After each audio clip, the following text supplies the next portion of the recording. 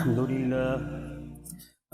لله نحمده ونستعينه ونستغفره ونؤمن به ونتوكل عليه ونعوذ بالله من شرور أنفسنا ومن سيئات أعمالنا من يهده الله فلا مضل له ومن يضلل فلا هادي له وأشهد أن لا إله إلا الله وحده لا شريك له وأشهد أن محمدا عبده ورسوله أما بعد فإن أحسن الكلام كلام الله وأحسن الهدي هدي محمد صلى الله عليه وسلم وشر الأمور محدثاتها وكل محدثة بدعة وكل بدعة ضلالة وكل ضلالة في النار.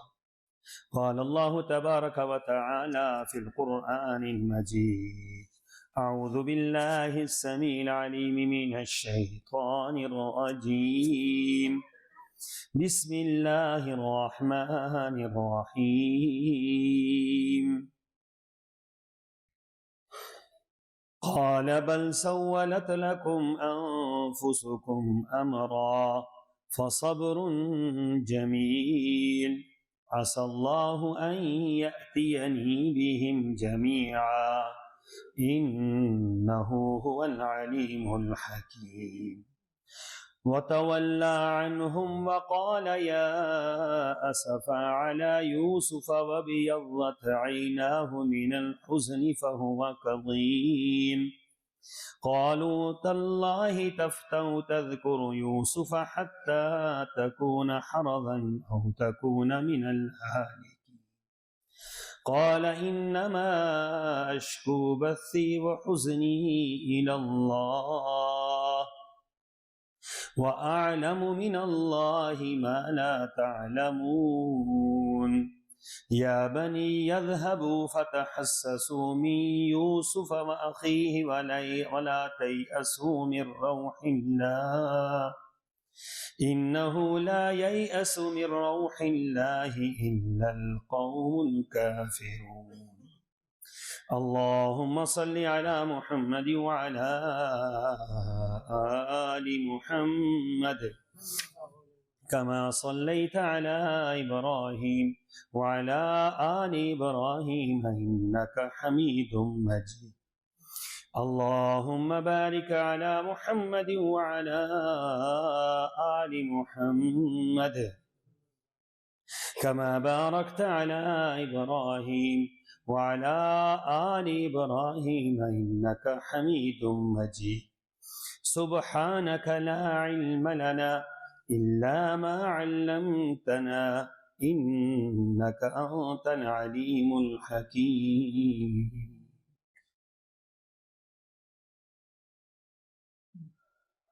اور یعقوب علیہ السلام نے فرمایا بلکہ تم نے ایک بات بنا کر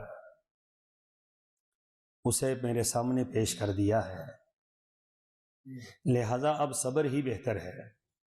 ہو سکتا ہے اللہ ان سب کو میرے پاس لے آئے، بلا شبہ وہ سب کو جاننے والا اور حکمت والا ہے. یعقوب علیہ السلام نے ان کی طرف سے منہ پھیر لیا اور کہنے لگے ہائے یوسف، اور ان کی آنکھیں غم سے بے نور ہو گئی اور وہ خود غم سے بھرے ہوئے تھے. اور یہ حالت دیکھ کر وہ کہنے لگے اللہ کی قسم آپ تو یوسف کو یاد کرتے ہی رہیں گے تا آ کہ آپ اپنے آپ کو غم میں ہلاک کر دیں. تو یعقوب علیہ السلام نے جواب میں کہا میں تو اپنی پریشانی اور غم کی فریاد اللہ کے سوا کسی سے نہیں کرتا، اور اللہ سے میں کچھ ایسی چیزیں جانتا ہوں جنہیں تم نہیں جانتے. اے میرے بیٹو، جاؤ اور یوسف اور اس کے بھائی کی تلاش کی سر توڑ کوشش کرو، اور اللہ کی رحمت سے مایوس نہ ہونا، کیونکہ اللہ کی رحمت سے نا امید تو کافر لوگ ہی ہوا کرتے ہیں. آیت نمبر 82 تا 87 سورہ یوسف۔ سامعین محترم، مایوسی بہت بڑا گناہ ہے۔ کسی لحاظ سے بھی اہل ایمان مایوسی کا شکار نہیں ہو سکتے۔ ذات سے لے کر، بیماریوں سے لے کر، معاشی حالات سے لے کر، خاندانی پریشانیوں سے لے کر، ملکی نظاموں سے لے کر دنیا کے نظاموں تک، حالات کچھ بھی ہو جائیں لیکن اہل ایمان مایوس نہیں ہوتے۔ اہل ایمان کی تربیت کا معیار توکل علی اللہ پہ ہوتا ہے، اور توکل اللہ پر ایمان اور اللہ پر یقین کا آخری درجہ ہے، اور مایوسی یہ اللہ تعالیٰ کا انکار ہے۔ نا امیدی یہ اللہ تعالیٰ کے ساتھ ایمان کی کمزوری کی علامت ہے۔ اس بنا پر حالات کچھ بھی ہوں، اہل ایمان کو مایوس نہیں ہونا چاہیے۔ اسی نہج پر اہل اسلام کی تربیت کی گئی، اور اسی پر آپ انبیاء کو دیکھیں گے۔ جس نبی کا آپ واقعہ پڑھیں آپ کو نظر یہی آئے گا کہ نبی مایوس کبھی نہیں ہوا ہے، چاہے اس کی ذات کا مسئلہ بنا تو ذات کے لحاظ سے کبھی مایوسی نہیں چھائی۔ حضرت ایوب کا واقعہ موجود ہے، حضرت یونس کا واقعہ موجود ہے کہ حضرت ایوب کو تو بیماری ایسی لگ گئی کہ سب کچھ ختم ہو گیا، لیکن اپنی ذات سے مایوس نہیں ہوئے، اور یقین اللہ پر تھا، توکل اللہ پر تھا کہ اللہ تعالیٰ ضرور ضرور مجھے اس پریشانی سے نکالیں گے۔ اور جب اللہ پر توکل اس درجے کا ہوتا ہے تو اللہ تعالیٰ کبھی بھی اپنے بندے کی اس ظن کو، اس گمان کو اللہ تعالیٰ غلط ثابت نہیں کرتے۔ رسول اللہ صلی اللہ علیہ وسلم نے کیا فرمایا؟ آپ نے فرمایا کہ اللہ تعالیٰ فرماتے ہیں کہ میں اپنے بندے کے گمان کے مطابق فیصلہ کرتا ہوں۔ آپ کا آپ کے رب کے مطابق کیا گمان ہے؟ آپ کا گمان یہ ہے کہ آپ ہلاک ہو جائیں گے تو آپ ہلاک ہو جائیں گے۔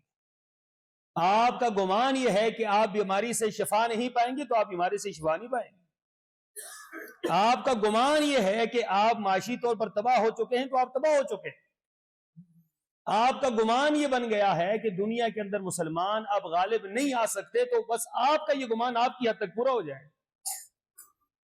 لیکن آپ کا اگر رب پر توکل ہے، رب پر اعتماد ہے، آپ پوری کائنات کے اندر اکیلے ہیں، تو آپ یقین جانیے کہ اللہ پر اعتماد، اللہ پر توکل، اللہ پر ایمان کی وجہ سے اللہ تعالیٰ کبھی بھی آپ کو مایوس نہیں ہونے دے۔ ذرا انبیاء کی طرف جائیے نا، آپ کو سمجھ آئے گی وہاں جا کر کہ اللہ نے قرآن پاک کے اندر جو انبیاء کے واقعات بیان کیے تو ایک ایک واقعے سے ہزاروں عبرتیں نکلتی کہ حضرت ابراہیم علیہ السلام کے اس واقعے میں کوئی ایک بات تو نہیں ہے۔ پھر قرآن پاک نے یہ جو کہہ دیا کہ ان ابراہیم کان امۃ قانتا للہ حنیفا ولم یکن من المشرکین، تو ابراہیم علیہ السلام تو اکیلے ہی تھے، باپ بھی مخالف تھا، خاندان بھی مخالف تھا، بادشاہ وقت بھی مخالف تھا، تو مایوس تو ان کو ہونا چاہیے تھا۔ وطن بھی اپنا نہیں، کوئی ساتھ دو لفظ کہنے والا بھی نہیں، اس وقت تو بیوی بھی نہیں تھی ساتھ، تو ایک تنے تنہا انسان اللہ کے معاملے میں میدان کے اندر ڈٹ گیا۔ اللہ تعالیٰ نے کیا کیا؟ اللہ تعالیٰ نے فرمایا تجھے جو بھی مصیبت آئے گی، ہر مصیبت میں مصیبت ڈالنے والے تو یہ ہوں گے، نکالنے والا اللہ ہو۔ کبھی ایسا نہیں ہوگا کہ تو مصیبتوں میں تنہا رہ جائے۔ تو اس سے بڑھ کر مصیبت کیا تھی کہ آگ کے اندر پھینک دیا گیا، آگ کا الاؤ جلا دیا گیا، اور آگ کے اندر پھینکنے والوں نے ہر طرح سے آگ کو جلایا تھا، اور جتنا ان سے ہو سکتا تھا آگ بھڑکائی تھی انہوں نے۔ کئی دن تک وہ آگ جلتی رہی، کہیں آگ بجھ نہ جائے۔ اور کئی دنوں کے بعد حضرت ابراہیم کو پھینکا تو میرے رب نے کیا کہا؟ قلنا یا نار کونی بردا وسلاما علی ابراہیم، اے آگ تو اللہ کے حکم سے جلاتی ہے. اے آگ تیرے اندر جو تمازت ہے، گرمی ہے، یہ بذات ہی نہیں ہے، یہ تو اللہ کے حکم سے ہے. آگ وہی ہے لیکن حکم کیا دیا گیا کہ آگ ٹھنڈی ہو جائے. لیکن یہ ابراہیم کے لیے ٹھنڈی ہونا ہے، لوگوں کے لیے ٹھنڈا نہیں ہونا ہے. لوگ تو ارد گرد کھڑے ہیں، وہ آگ کے قریب بھی نہیں جا سکتے ہیں. آگ اتنی گرم ہے، شعلے مار رہی ہے آگ. لیکن ابراہیم علیہ الصلوۃ والسلام اسی آگ کے اندر کیا ہے؟ بردوں وسلام علی ابراہیم. وہ تو ایسے ہیں جیسے بقول ابوالکلام آزاد کے ماں کی گود میں بچہ لیٹا ہوا ہے. اس انداز سے حضرت ابراہیم علیہ الصلوۃ والسلام آگ کے اندر رہیں. آگ نے تو کوئی نقصان نہیں پہنچایا. وہ باہر کھڑے لوگ آگ کے قریب نہیں آ سکتے، اور اندر بیٹھا ہوا شخص آگ کو اس کو چھو بھی نہیں رہی. اس کو کہتے ہیں توکل علی اللہ، اور اس کو کہتے ہیں کہ مارنے والے سے بچانے والا کیا ہے؟ وہ طاقتور ہے. اس کی طاقت کا اندازہ اس وقت ہوتا ہے جب اس پر ایمان ہوگا، جب اس پر یقین ہوگا. اللہ پر توکل تھا حضرت ابراہیم کا، اللہ پر یقین تھا حضرت ابراہیم کا. تو اللہ تعالیٰ نے حضرت ابراہیم کے یقین کو اور توکل کو کسی صورت میں نہیں توڑا ہے. ہمارا اور آپ کا ایمان لمحے لمحے کمزور ہو جاتا ہے. ہمارا اور آپ کا ایمان فوری طور پر مایوسیوں میں بدل جاتا ہے. ہم باتیں ہی مایوسیوں کی کرتے ہیں. اگر کوئی بندہ بیمار ہو جاتا ہے تو مایوسی کی باتیں شروع ہو جاتی، گیا ختم ہو گیا جی، اب تو بس بات ختم ہو گئی. آپ کس بنیاد پر یہ باتیں کر رہے؟ آپ کو اللہ پر توکل نہیں ہے، اللہ پر یقین نہیں ہے، یا اللہ کے شافی ہونے میں آپ کو کوئی شک ہے؟ ہمارا ایمان آج کل میں کبھی کبھار اگر موازنہ کرتا ہوں تو فرعون کے دربار میں کھڑے ہونے والے جو جادوگر تھے نا، اللہ اکبر، ان کا ایمان تو آسمان کے برابر تھا. ان کا عشر اشیر ایمان بھی آج مسلمانوں کے پاس نہیں. وہ جو جادوگر حضرت موسیٰ کے مقابلے میں آئے تھے، اور پھر انہوں نے قسمیں کھائی تھی کہ آج ہم فرعون اور اس کے خاندان کے لیے عزت کا باعث بنے. اور پھر فرعون سے یہ بات کہی تھی، فرعون تو ہمارے لیے آج انعام و اکرام کے دروازے کھول دے گا. تو اس نے یہی کہا تھا کہ آج تو ہمارا دن ہے، آج یہ موسیٰ اکیلا کیا کرے گا؟ آج یہ اکیلا تنے تنہا شخص کھڑا ہے، اور یہ براجمان ہے، لاکھوں کے حساب سے فوج ہے، اس کا ملک ہے، اس کی حکومت ہے، اور خدائی دعوے دار ہے، اور اس کے باوجود ایک اللہ کا بندہ سامنے کھڑا ہے، صرف ایک اللہ کا بندہ، جنہیں حضرت موسیٰ علیہ السلام کہا جاتا ہے. اب انہوں نے پھینکی اپنی اپنی رسیاں، تو وہ رسیاں جو ہیں وہ سانپ بن گئی. موسیٰ علیہ السلام دیکھ کر ڈر گئے، کیونکہ وہ بھی تو ایک انسان تھے نا، عالم الغیب تو نہیں تھے کہ یہ کیا ہے. اللہ تعالیٰ نے فرمایا موسیٰ لا تخف، اے موسیٰ ڈرنا نہیں ہے، یہ جو تیرے ہاتھ میں ہے نا آسا، تو بھی پھینک دے اٹھا کے. اب آسا کبھی سانپ بنا ہے، لیکن جب اللہ کا حکم ہوتا ہے، اللہ پر توکل ہوتا ہے، اللہ جب جتانے پہ آتا ہے، تو اللہ تعالیٰ ایک آسے کو، ایک سوٹی کو، ایک ہاتھ کی چھڑی کو اللہ تعالیٰ کیا بنا دیتا ہے؟ اژدہا بنا دیتا ہے. میرے رب نے اس کو اژدہا میں تبدیل کر دیا. کوئی دنیا کے اندر کبھی یہ نظارہ بھی کسی نے دیکھا ہے؟ جادوگر یہ بات سمجھ گئے کہ ہم تو جادوگر ہیں، یہ جادو ہو سکتا، یہ جادو نہیں. ان کو یہ بات سمجھ آ گئی، اور انہوں نے کیا اعلان کیا؟ آمنا برب موسیٰ و ہارون. یہ منظر دیکھتے ہی انہوں نے کہا کہ ہم موسیٰ اور ہارون کے رب پر ایمان لے آئے. انہوں نے انجام کا نہیں سوچا کہ انجام کیا ہوگا. چند لمحے پہلے جنہوں نے فرعون کی عزت کی قسمیں کھائی، چند لمحے پہلے جنہوں نے یہ کہا تھا کہ آج کا دن فتح کا دن ہے ہمارے لیے، لیکن چند لمحوں کے بعد حالات بدل گئے. وہ جو اللہ کا انکار کرنے والے تھے، اللہ کا اقرار کر لیا انہوں نے. جو اللہ کے مقابلے میں آئے تھے، وہ آج اللہ کے ہو گئے. تو پھر انہوں نے کیا کیا؟ فرعون نے جب کہا کہ لَأُقَطِّعَنَّ أَيْدِيَكُمْ مِنْ خِلَافٍ وَلَأُصَلِّبَنَّكُمْ أَجْمَعِينَ، کہ میں تمہیں الٹے ہاتھ اور پاؤں تمہارے کاٹ دوں گا. ایک ہاتھ کاٹوں گا اور ایک پاؤں کاٹوں گا، اور پھر تمہیں سولی پر چڑھا دوں گا. تمہارا انجام بڑا ہولناک ہوگا. یہ اللہ کا توکل تھا نا، اللہ سے مایوس نہیں تھے. تو کیا انہوں نے کہا؟ فَقْضِ مَا أَنْتَ قَاضٍ، اے فرعون تو جو مرضی ہے کر لے، جب تک ہمارا رب نہیں چاہے گا تو ہمارا کچھ بھی نہیں بگاڑ سکتا۔ یہ اللہ پر توکل اور اللہ پر یقین کی انتہا۔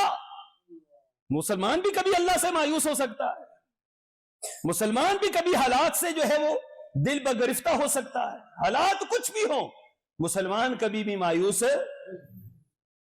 رسول اللہ صلی اللہ علیہ وسلم کے مبارک زمانہ میں ایک واقعہ تو نہیں، آپ علیہ الصلوۃ والسلام خندق کھود رہے، قرآن پاک نے وہ نظارہ بیان کیا، منظر بیان کیا، فرمایا کہ اذ جاؤکم من فوقکم ومن اسفل منکم واذ زاغت الابصار وبلغت القلوب الحناجر وتظنون باللہ الظنون هنالک ابتلی المؤمنون وزلزلوا زلزالا شدیدا۔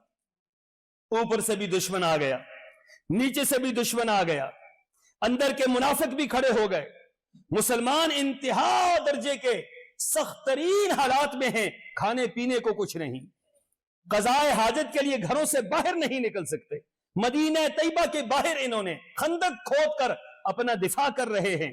ان حالات میں قرآن نے منظر بیان کیا کہ حالات یہ تھے کہ 10,000 کا لشکر جرار مدینہ طیبہ پر حملہ آور ہے، اور دنیا کی ہر ان کے پاس اسلحہ موجود ہے، اور مسلمانوں کے پاس کچھ بھی نہیں۔ مسلمان بالکل نہتے ہیں، مسلمانوں کے پاس کچھ بھی نہیں ہے، صرف خندق کھود کر اپنا دفاع کر رہے ہیں۔ اور پھر صحابہ فرماتے ہیں ہماری کیفیت کیا تھی؟ ہماری کیفیت قرآن نے بیان کی، وَزَاغَتِ الْأَبْصَارُ، آنکھیں پتھرا گئی، وَبَلَغَتِ الْقُلُوبُ الْحَنَاجِرُ، ہمارے دل خوف کھا گئے کہ اب تو شکست یقینی ہے، اب تو حالات کیسے بن گئے ہیں، ہم کہاں پر کھڑے ہیں، آئے تو اسلام مٹ جائے گا، مسلمان مٹ جائیں گے۔ لیکن میرے رب نے کیا کیا؟ رسول اللہ صلی اللہ علیہ وسلم پر قربان جائیں، جو لیڈر ہوتا ہے نا، لیڈر، وہ لوگوں کو مایوسیوں میں نہیں دھکیلتا۔ جو لیڈر ہوتا ہے وہ یہ کبھی نہیں کہتا کہ تم مارے گئے، تم ختم ہو گئے۔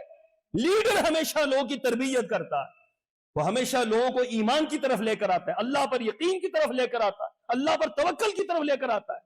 اگر لیڈر ہی مایوس ہو جائے گا تو لوگ تو ویسے ہی مایوس ہو جائیں گے۔ تو قربان جائے رسول اللہ صلی اللہ علیہ وسلم پر، یہ خندق صحابہ کھود رہے تو ایک جگہ پر سخت ترین چٹان آ گئی، آپ علیہ الصلوۃ والسلام کو بلایا گیا کہ اللہ کے رسول چٹان نہیں ٹوٹ رہی۔ آپ اندازہ لگائیں کہ آپ علیہ الصلوۃ والسلام پیغمبر تھے یا پتھر توڑنے والے تھے؟ آپ تو پیغمبر تھے، پیغمبر کا کام پتھر توڑنا تو نہیں ہوتا، لیکن قربان جائے محمد رسول اللہ صلی اللہ علیہ وسلم پر، آپ نے اپنے چاہنے والوں کو دنیا کا ہر کام بتلایا، فرمایا اگر مصلی پر کھڑے ہو کر نماز پڑھانا یہ محمد رسول اللہ کی سنت ہے، تو کدال لے کر میدان کارزار کے اندر پتھر توڑنا یہ بھی رسول اللہ کی سنت ہے، تلوار لے کر میدان کے اندر نکلنا یہ بھی امام محمد رسول اللہ صلی اللہ علیہ وسلم کی سنت ہے، اور گھوڑے کی پشت پر بیٹھ کر چوکیدارا کرنا یہ بھی محمد رسول اللہ صلی اللہ علیہ وسلم کی سنت ہے۔ یہ تو خطبہ دینا تو آسان کام ہے نا، میدان کے اندر نکل کر اس پر عمل کرنا یہ سب سے مشکل ترین کام ہے۔ تو سرور کونین صلی اللہ علیہ وسلم آپ کو بلایا گیا کہ اللہ کے رسول چٹان نہیں ٹوٹ رہی، اور یہ چٹان نہ ٹوٹی تو یہیں سے تو دشمن آ جائے گا۔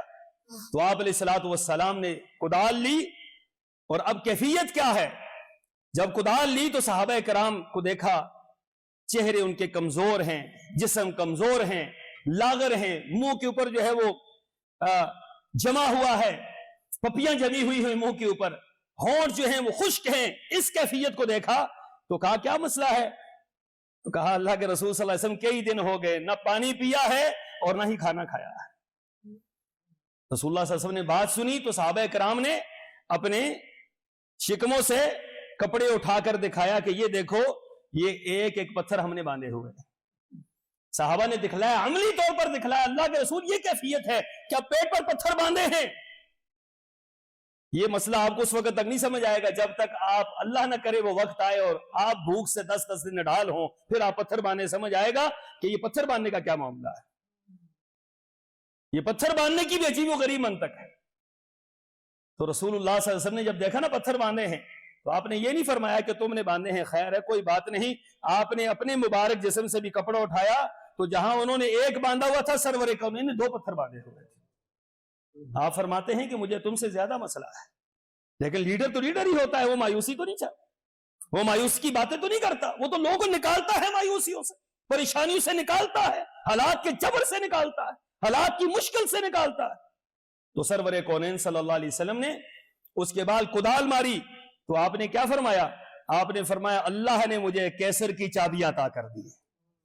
اب کسی صحابی یہ نہیں کہا اللہ کے رسول مدینہ طیبہ کا دفاع مشکل ہو رہا ہے، حالات یہ ہیں کہ کھانے پینے کو کچھ نہیں ہے، اور کافر سامنے کھڑے ہیں، میدان کارزار کے اندر ہیں، لڑ ہم نہیں سکتے ان سے، اور آپ کیا کہہ رہے ہیں کہ کسرا کی چابی اللہ نے دے دی؟ کسی ایک نے نہیں کہا، سب کہتے ہیں اللہ اکبر، سب نے اللہ کی بلندی کا نعرہ مارا ہے، کبریائی کا نام اللہ اکبر۔ آپ نے دوسری کدال ماری تو آپ نے فرمایا اللہ نے مجھے کیسر و کسرا اور اللہ نے مدائن کی چابیاں مجھے عطا کر دی۔ اب صحابہ کرام پھر اللہ اکبر کا نعرہ لگایا، تیسری مرتبہ کدال ماری تو آپ نے فرمایا اللہ تیرا لاکھ لاکھ شکر ہے، ادھر سے وہ پتھر ٹوٹا، اور ادھر آپ نے صحابہ کرام کو فرمایا کہ اللہ نے نصرت کا وعدہ کر لیا ہے، میرے اللہ کی مدد آ کر رہے گی۔ اب بتلائیے کہ اللہ کی مدد آئی ہے یا نہیں آئی؟ وہ میدان خندق کا نقشہ کیسے بدلا ہے؟ کوئی سوچ سکتا ہے؟ آج بھی میدان بدر کا خندق کا نقشہ ایسے ہی بدلا ہے جیسے آج دنیا کے اندر امریکہ کا نقشہ بدلا ہے، لاس اینجلس کا نقشہ بدلا ہے۔ آپ کیا سمجھتے ہیں کہ اللہ تعالیٰ کا کوئی ایک لشکر تو نہیں ہے میرے رب کا؟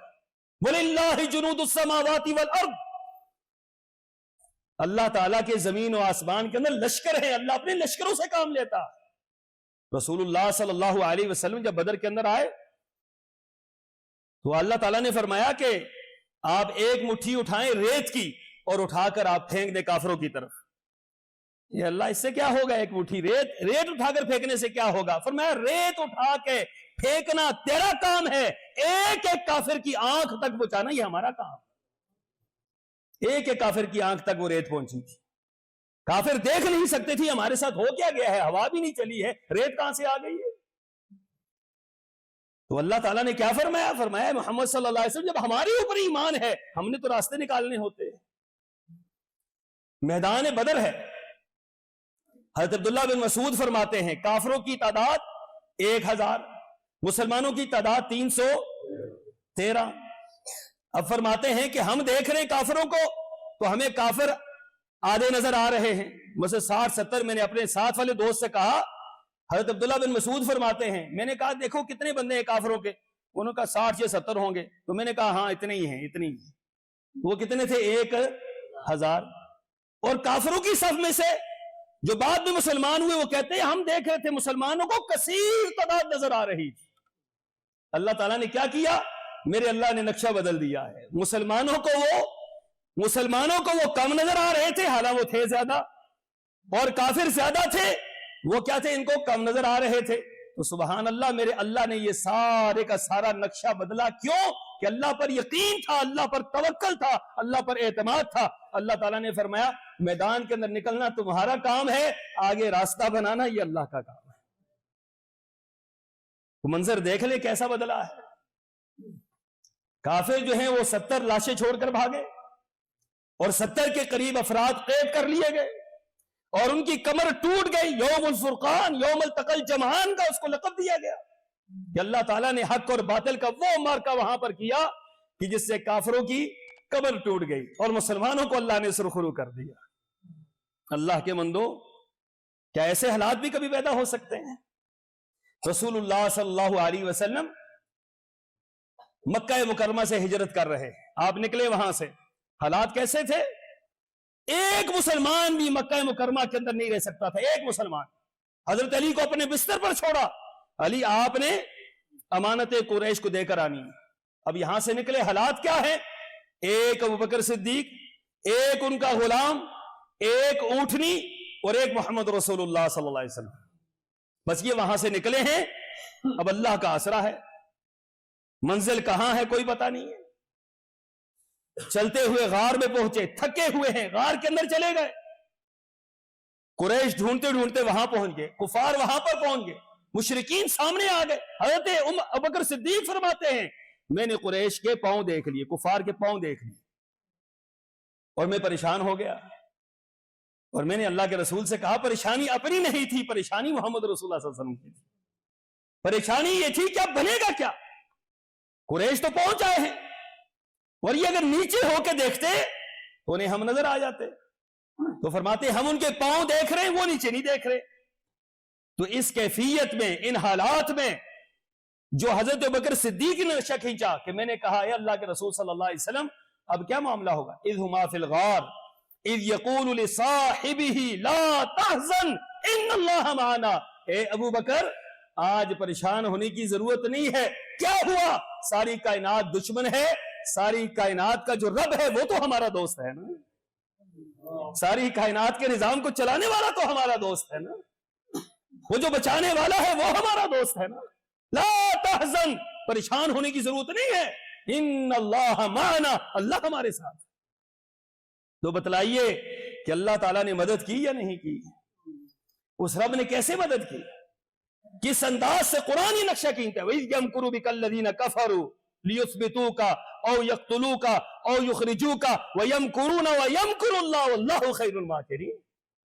فرمایا وہ جو تدبیریں بنا رہے تھے، ہم نے محمد رسول اللہ صلی اللہ علیہ وسلم کو قتل کرنا ہے، ہم نے محمد صلی اللہ علیہ وسلم کو سولی پر چڑھانا ہے، ہم نے محمد صلی اللہ علیہ وسلم کو قید کے اندر ڈالنا ہے. فرمایا وہ اپنی تدبیریں کر رہے تھے، اللہ عرش پر اپنی تدبیریں کر رہا تھا. وَيَمْكُرُونَ وَيَمْكُرُ اللَّهُ. اسی کیفیت میں ایک بندہ جب یہاں سے نکلے تو کسی نے اطلاع دی وہاں جا کر مکہ مکرمہ میں کہ بھئی وہ جو 2-3 آدمی ادھر سے نکل رہے تھے، تو سراقہ بن مالک مشہور شاہ سوار مضبوط آدمی، تندرست توانا پہلوان، بھاگتا ہوا اونٹنی پر گیا، گھوڑے پر گیا. اب جب رسول اللہ صلی اللہ علیہ وسلم کے قریب پہنچا، اس طرح آپ کو نظر آیا اور بالکل قریب ترین تھا، نظر آ رہا تھا سامنے آ رہا ہے. تو آپ علیہ الصلوۃ والسلام نے پلٹ کر دیکھا تو آپ پریشان نہیں ہوئے. سراقہ نے آواز لگائی کہ آپ محمد صلی اللہ علیہ وسلم ہے نا، میں نے آپ کو دیکھ لیا ہے، بس یہ آواز لگانی تھی. سراقہ کے گھوڑے کو جو ہے وہ ٹھوکر لگی، وہ گر گئے. اتنا شدید گرا کہ کہتے ہیں زندگی میں ایسا کبھی نہیں گرا تھا. پھر اٹھا، گھوڑے کو سنبھالا، گھوڑے پر بیٹھا، پھر تھوڑا سا آگے جب چلا، 2 قدم 4 قدم آگے نکلا، پھر گھوڑا گر گیا. پھر اٹھا کہ ہو سکتا ہے گھوڑے کی غلطی ہو یا میری غلطی ہو، پھر گھوڑے پر چڑھا. تیسری مرتبہ کہتا ہے کہ گھوڑا ایک قدم اٹھانے کو تیار نہیں ہوا. دل نے یہ بات مان لی کہ یہاں ماجرا محمد رسول اللہ کا نہیں ہے، یہاں ماجرا کچھ اور ہے. آیا تھا مارنے کے لیے، آیا تھا گرفتار کرنے کے لیے، اب آ گیا ہے اے محمد صلی اللہ علیہ وسلم امان لکھ کے دے دیجیے نا. آپ جب واپس آئیں گے، اللہ آپ کو مکہ مکرمہ میں واپس لے کر آئے گا تو امان لکھ کے دے دیجئے کہ سراقہ کو امان ہے، اس کو کچھ نہ کہا جائے. کیا کہتے ہیں، یہاں کوئی حالات بن رہے تھے؟ کوئی سوچ سکتا تھا کہ محمد رسول اللہ صلی اللہ علیہ وسلم کس حالت میں نکل رہے ہیں اور سراقہ کہہ رہے مجھے امان چاہیے؟ تو اللہ کے رسول صلی اللہ علیہ وسلم نے فرمایا سراقہ اس وقت تیرا کیا حال ہوگا جب کسرا کے تجھے کنگن پہنائے جائیں گے. تو حیران ہو گیا، کہنے لگا اللہ کے رسول کسرا بن ہرمز، سوچا کوئی اور ہوگا، یہ کسرا کوئی عام کسرا کی بات ہو رہی ہوگی. کہا کسرا بن ہرمز وہ جو بادشاہ ہے دنیا کا، وہ اس وقت کا سب سے طاقتور ترین بادشاہ. کہا ہاں اس کے کنگن مشہور تھے، وہ سونے کے کنگن ہیرے اس کے اندر لگے ہوئے تھے، وہ پہنا کرتا تھا، اور جب گفتگو کرتا تو وہ کنگن دنیا کو نظر آتے تھے. تو کہا وہ کنگن تجھے پہنائے جائیں گے. تو سراقہ نے انکار تو نہیں کیا. سراقہ حالانکہ ایمان نہیں لایا تھا. ہم تو ایمان لا کر بھی ہم رسول اللہ پر ایمان لانے کو تیار نہیں، ہم تو ایمان لا کر بھی اللہ پر ایمان لانے کو تیار نہیں. سراقہ تو ایمان تو نہیں لایا تھا، سراقہ بھی مسلمان نہیں تھا، لیکن قربان جائے محمد رسول اللہ صلی اللہ علیہ وسلم پر یقین تھا کہ جو محمد صلی اللہ علیہ وسلم نے زبان سے نکال دیا اللہ نے پورا کر کے رہنا. اب کہا کہ کسرا بن ہرمز، کہا کسرا بن ہرمز، امان لکھ کے دے دی. واپس پلٹ گیا. حضرت عمر رضی اللہ تعالیٰ عنہ کے دور میں جب یہ فتح ہوا کسرا تو وہ کنگن لائے گئے، سراقہ کو بلایا گیا. حضرت عمر نے لا کر وہ کنگن پہنا کر کہا ہاتھ بلند کرو اوپر. اس نے ہاتھ بھی بلند کیے، ساتھ اللہ اکبر کا نعرہ بلند کیا کہ اللہ تیری بڑی کبریائی ہے میرے مالک، تو ناممکن کو ممکن بنا دیتا ہے، تو حالات کو بگڑے ہوئے حالات کو درست کر دیتا ہے، تو تہو بالا کر دیتا ہے. یقلب اللہ اللیل والنہار، جو اللہ رات کو دن میں بدلتا ہے، دن کو رات میں بدلتا ہے، آپ کی پریشانیوں کو خوشیوں میں نہیں بدل سکتا. جو سردیوں کو گرمیوں میں بدلتا ہے، گرمیوں کو سردیوں میں بدلتا ہے، بہار کو خزاں میں بدلتا ہے، خزاں کو بہار میں بدلتا ہے، وہ آپ کے مشکل حالات کو بدل نہیں سکتا ہے۔ ان کا یقین ہے کہ اللہ کرنے والا ہے، ہماری یقین میں کمی اور کمزوری ہے جس کی وجہ سے ہمارے حالات ٹھیک نہیں ہوتے۔ تو سامعین محترم، اپنے اللہ پر توکل کیجیے۔ مایوسی گناہ نہیں، مایوسی کفر ہے۔ اللہ تعالیٰ نے اس کو کفر قرار دیا۔ حضرت یعقوب نے فرمایا انہ لا ییأس من روح اللہ الا القوم الکافرون، فرمایا کہ کافر ہی اللہ سے مایوس ہو سکتا ہے، مسلمان اللہ سے مایوس ہو سکتا۔ وآخر دعوانا ان الحمد للہ رب العالمین۔